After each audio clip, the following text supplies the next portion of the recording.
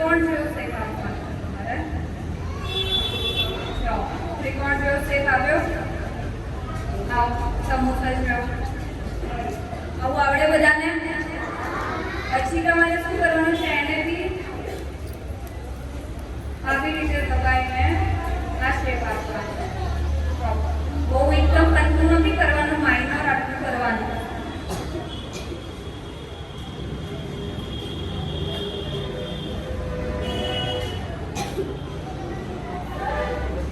જો થયું?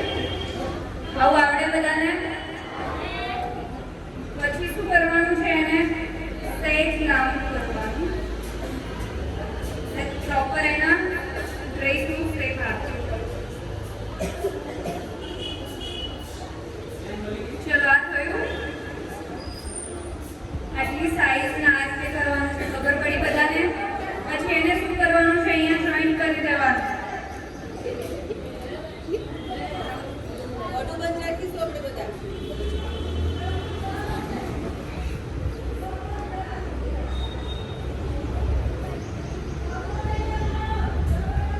અહીંયા જોઈન્ટ કરી દેવાનું. જો તમારાથી જોઈન્ટ ના થાય તમે ફેવિકોલ યુઝ કરી શકો છો.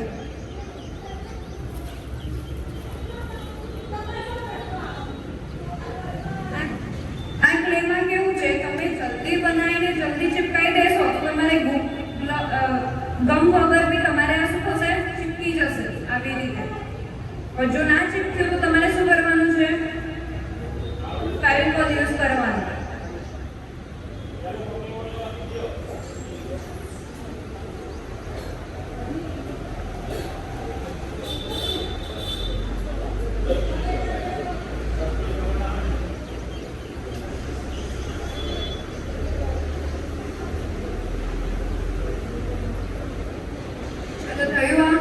પછી એને શું કરવાનું છે, આ ક્લે તમે લાવશો ને એની જોડે આવા 3 ટૂલ્સ આવશે.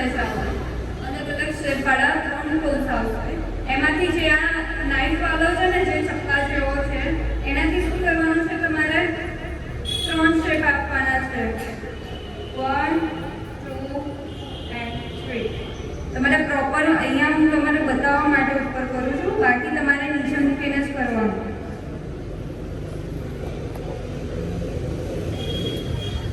ચલો થયું? હજી થયું? લાઈન થઈ તમારે? હા. હવે તમારે શું કરવાનું છે, એના બનાવવાનું. શું બનાવવાનું થશે હવે? Okay good.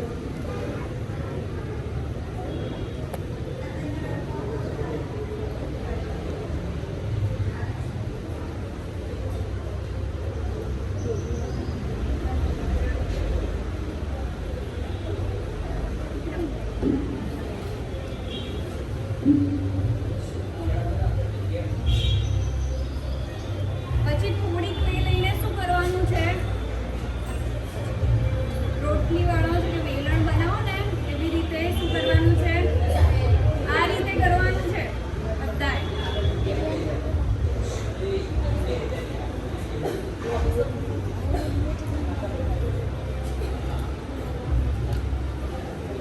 બંને સેમ સાઈઝનું હોય એ રીતે તમારે શું કરવાનું, કટિંગ કરી દેવાનું. એક આખું બનાવવાનું. પછી તમને લાગે આ સાઈઝ સરખી છે, વચ્ચેથી તમારે શું કરવાનું છે, કટ કરી દેવાનું. પછી એને શું કરવાનું છે, અહીંયા જોઈન્ટ કરવાનું.